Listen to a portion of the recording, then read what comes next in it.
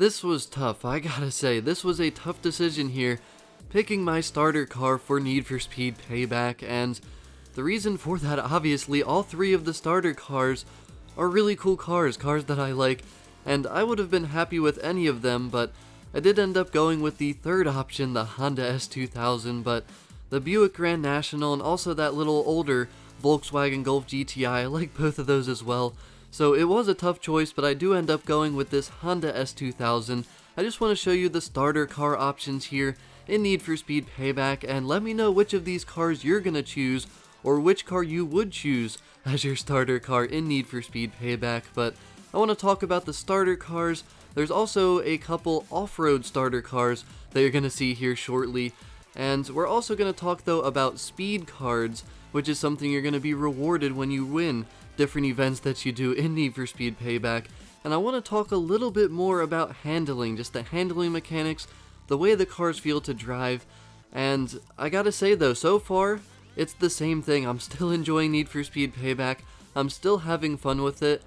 And let's start off just talking a little bit about the way the cars are driving. I've obviously driven a bunch of different cars now, between scenes from the single player and choosing my own car here and doing different things. So what I've noticed is there's definitely a fine line between a drift car and a grip car in this game. There's a huge difference, and I think the best way that I can explain it is, obviously you can still make the grip cars drift. Like, I have to say this S2000, probably more towards a grip car, but it can certainly get sideways if you want it to, but it's way more controllable because basically Need for Speed, like compared to 2015, they made it still feel that same kind of way, that arcadey feel that Need for Speed has, but they improved upon it. They made it better because I feel like I can actually weave in between traffic. I can kind of go in between cars, which in 2015 I either felt like I had way too much oversteer and would end up going right into a drift, or it would be the opposite.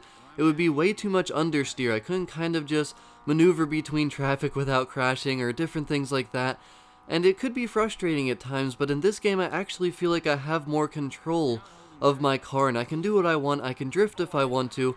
I can maintain grip and look out for shortcuts, because right here I was paying attention to my mini-map and it told me to go around the loop, but I realized I had that little spot there where I could cut through. So when you're playing Need for Speed Payback, make sure you do look for shortcuts, because they are out there, and that certainly makes the game more fun when you have options in between checkpoints. One thing I don't like about Forza Horizon 3, for example, is the checkpoints. If you miss a checkpoint, you're just done. I mean, it sucks when you miss a checkpoint, and sometimes they're a little bit too strict. There's shortcuts you should be able to take that you're not allowed to, so that's one thing I gotta say, definitely do like about Need for Speed Payback. But you're about to see me get some speed cards for the very first time, and basically speed cards, they're going to be little rewards you get when you win events. I'm pretty sure just when you win.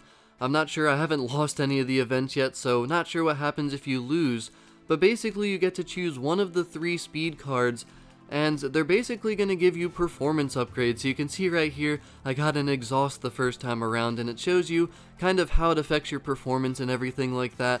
But once you pick your original starter car, you're going to be sent to a dealership, and you're going to be able to choose between 2 cars, and this is going to be your off-road car. So I like both of these once again, but I love Subaru, so I just had to go with the STI hatchback. And one thing I gotta talk about for sure is the handling though of the off-road cars, and if you're in a grip car, like I drove the Honda S2000 off-road a little bit, that is not a good idea. It is very hard to control your cars over off-road, especially if you're not in an off-road car. But this Subaru, I do end up buying it over the Land Rover Defender, and it is an off-road car, but I drove this thing in a race off-road.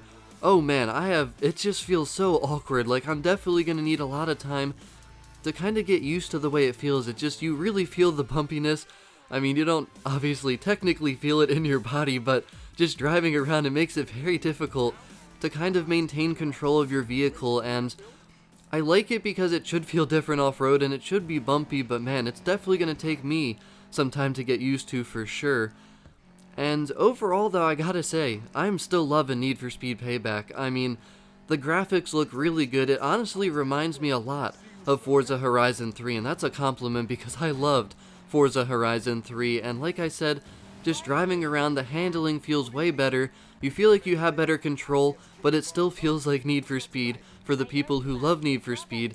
But for people who didn't like the handling from 2015, there's definitely an improvement. And keep in mind, I haven't even fooled around with tuning yet whatsoever, so there's still a lot for me to learn with this game, a lot to play, and I'm super excited. And another thing, single player is amazing. The storyline is awesome, the events are awesome, and that jump right there was crazy. Oh my gosh, I thought for sure I was crashing into those rocks, and all of a sudden I caught air and somehow was able to dodge that bullet. That was awesome. Probably one of my most fun moments in Need for Speed Payback so far, but I really hope you enjoyed this video, some gameplay with some of the starter cars, talking about the speed cards, and also just talking a little bit more about the handling characteristics and the mechanics in the game, because I think that's very important and something people want to know about. And coming from a Forza Horizon player, I'm liking Need for Speed Payback so far, so I really hope you enjoyed this video. I hope you found it to be helpful or useful in one way or another. If you did, drop a like on this video, let me know. And if you didn't like the video for any reason, let me know as well. Drop a comment, tell me what I can do to make my videos better. But as always, thanks for watching, thanks for being here, and have a wonderful day.